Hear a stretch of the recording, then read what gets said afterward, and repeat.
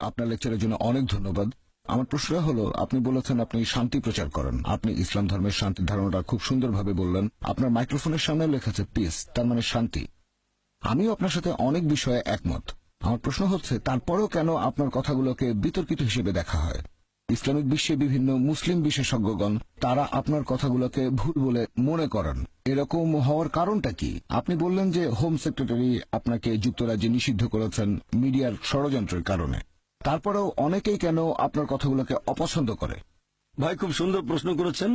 আমি যদি শান্তির বাণী প্রচার করি, শান্তি প্রচার করি, তারপরও অনেকে আমার বিরুদ্ধে, মুসলিম আছে, অমুসলিম আছে, যুক্তরাজ্যের হোম সেক্রেটারি। ভাই, আপনাকে বুঝতে হবে, যখন কেউ জনপ্রিয় হয়ে যায় তখন অবশ্যই তার বিরুদ্ধে কিছু লোক থাকবে। সেই জনপ্রিয় মানুষটা ভালো কাজ করতে পারে, খারাপ কাজও করতে পারে। আমি আপনাকে একটা সুন্দর উদাহরণ দিচ্ছি। বর্তমানে মাইকেল এইচ হার্ট নামে একজন লেখক, তিনি একটা বই লিখেছেন, পৃথিবীর ইতিহাসে প্রভাবশালী 100 জন মানুষ। তিনি খ্রিস্টান হলেও তালিকায় 1 নম্বরে রেখেছেন সবচেয়ে প্রভাবশালী মানুষ নবী মোহাম্মদ সাল্লাল্লাহু আলাইহি সাল্লামকে। এমনিতেও দেখবেন যে মুসলিমরা তাদের নবীকে ইতিহাসের সবচেয়ে গুরুত্বপূর্ণ আর প্রভাবশালী মানুষ বলে মনে করে থাকে। অনেক অমুসলিমও ব্যাপারটাকে এভাবেই দেখে থাকে। তবে যদি ভালো করে দেখেন যে এই পৃথিবীতে যে মানুষটার বিরুদ্ধে সবচেয়ে বেশি বই লেখা হয়েছে তিনিও নবী মোহাম্মদ সাল্লাল্লাহু আলাইহি সাল্লাম। সেই বইটাতে তালিকায় 2 নম্বরে আছেন স্যার আইজ্যাক নিউটন। তিনি আসলে সব মানুষের কাছে সেভাবে পরিচিত নন, তিনি ছিলেন বিজ্ঞানী। সেই তালিকায় 3 নম্বরে আছেন যীশু খ্রিস্ট বা ঈসা আলাইহিস সালাম।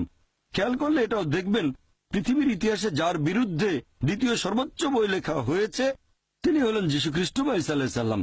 এই বইগুলো দেখে আমি কি এমন সিদ্ধান্ত নেব যে নবী মোহাম্মদ সাল্লাল্লাহু আলাইহি ওয়াসাল্লাম এবং যীশু খ্রিস্ট বা ঈসা আলাইহিস সালাম তারা ভালো মানুষ ছিলেন না? আপনাকে বুঝতে হবে, যখন কেউ জনপ্রিয় হয়ে যায় অবশ্যই তার বিরুদ্ধে কিছু লোক দাঁড়িয়ে যাবে। আর যুক্তরাজ্যের হোম ডিপার্টমেন্টের কথা অনুযায়ী 2009 সালে আমি যখন এসেছিলাম এখানে, একটা বিশ্বস্ত সূত্রে আমি জেনেছিলাম যুক্তরাজ্যের হোম ডিপার্টমেন্টের তথ্য অনুযায়ী পৃথিবীতে সবচেয়ে জনপ্রিয় ইসলামিক স্যাটেলাইট চ্যানেল হচ্ছে পিস টিভি। আর যুক্তরাজ্যের সবচেয়ে বেশি যে ইসলামিক স্যাটেলাইট চ্যানেল দেখা হয় সেটাও পিস টিভি। শুধুমাত্র মুসলিমরা যে দেখে তা নয়, অনেক অমুসলিমও পিস টিভি দেখে। এই রিপোর্টই বলছে পৃথিবীতে সবচেয়ে জনপ্রিয় ইসলামিক বক্তা হলেন ডক্টর জাকির নায়েক। আর যুক্তরাজ্যের সবচেয়ে জনপ্রিয় ইসলামিক বক্তাও ডক্টর জাকির নায়েক। এই কারণে হোম ডিপার্টমেন্ট আমাকে অনুরোধ করেছিল যে আমি সেই মুসলিমদের কাছে পৌঁছাতে পারবো কি না যাদের কাছে ইউকে সরকার পৌঁছাতে পারছে না। তবে এখন সরকার পরিবর্তন হয়েছে আর আমার মনে হয় এটা আসলে একটা রাজনৈতিক পদক্ষেপ, কোনো আইনি পদক্ষেপ নয়। আর হয়তো তারা চেয়েছিল জনপ্রিয় কাউকে, যাতে সবাইকে জানাতে পারে আমরা মুসলিমদের বিরুদ্ধে খুব কঠোর। আর আমার মতামত জানতে চাইলে বলবো, আমি রাজনৈতিক নেতাদের চেয়ে বিচার বিভাগের উপর বেশি ভরসা করে থাকি।